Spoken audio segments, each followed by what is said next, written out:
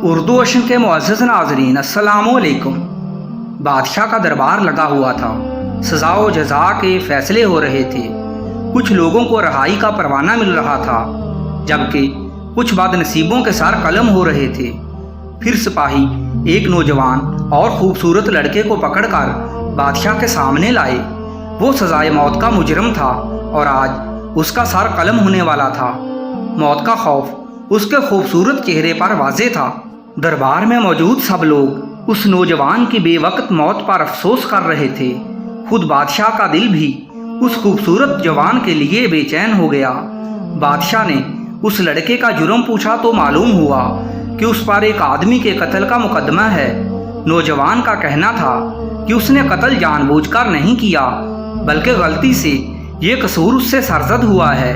लेकिन कत्ल तो बहरहाल हुआ था, इसलिए आज उसका सर कलम किया जाना था। जल्लाद ने नौजवान के हाथ पीछे बांधे और आंखों पर पट्टी बांध दी। मौत लम्हा ब लम्हा उसके करीब हो रही थी। फिर जैसे ही जल्लाद का तलवार वाला हाथ बुलंद हुआ तो बादशाह ने हाथ के इशारे से जल्लाद को रोक दिया और अपने वजीर के कान में कहा कि कोई ऐसा तरीका है कि इस खूबसूरत नौजवान की जान बख्शी हो जाए। अक्लमंद वजीर ने थोड़ी देर सोचने के बाद कहा कि जी हाँ, हमारे एक कानून के मुताबिक अगर ये नौजवान एक पहेली का जवाब दे सकता है तो इसकी जान बख्शी हो जाएगी, लेकिन अगर ये जवाब ना दे सका तो इसकी गर्दन उतारना वाजिब है। बादशाह ने नौजवान से कहा कि ए बदकिस्मत, क्या तुम अपनी जान बचाने के लिए एक पहेली का जवाब देना पसंद करोगे? नौजवान की आंखों में जिंदगी की चमक नजर आने लगी।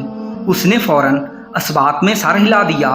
फिर बादशाह की इजाज़त से वजीर ने नौजवान से पूछा कि बताओ, वो कौन सी मौसीकी है जो बजाने वाला खुद नहीं सुन सकता?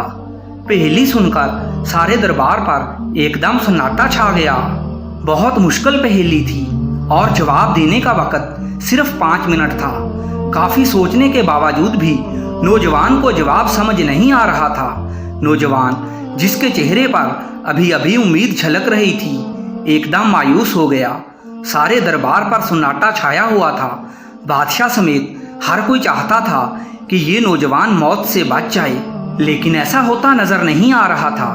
वक्त ख़त्म होने से चंद लम्हे पहले जब हर कोई परेशान और मायूस हो चुका था तो अचानक नौजवान मुस्कुराने लग पड़ा और बोला कि बादशाह सलामत, कुछ शक नहीं कि खराटे ही वो मौसीकी है जो बजाने वाला नहीं सुन सकता। नौजवान का जवाब दुरुस्त था। दरबार में मौजूद हर कोई खड़ा होकर तालियां बजा रहा था। बादशाह ने पूछा कि बताओ, तुमको जवाब कैसे समझ आया? नौजवान बोला कि जब मैं छोटा था तो मेरा दादा सोते वक्त खराटे लेता था। मैं उनसे कहता था कि आप सोते हुए हर वक्त राग बजाते हैं, तो दादा हंसकर कहता कि बेटा, मुझे तो अपना बजाया राग कभी सुनाई नहीं दिया। यूं लड़के को रहा करके रुखसत कर दिया गया। नाज़रीन किराम, इस तरह की दिलचस्प और सबक आमोज़ वीडियोज़ के लिए हमारे चैनल को सब्सक्राइब कर दीजिए। शुक्रिया।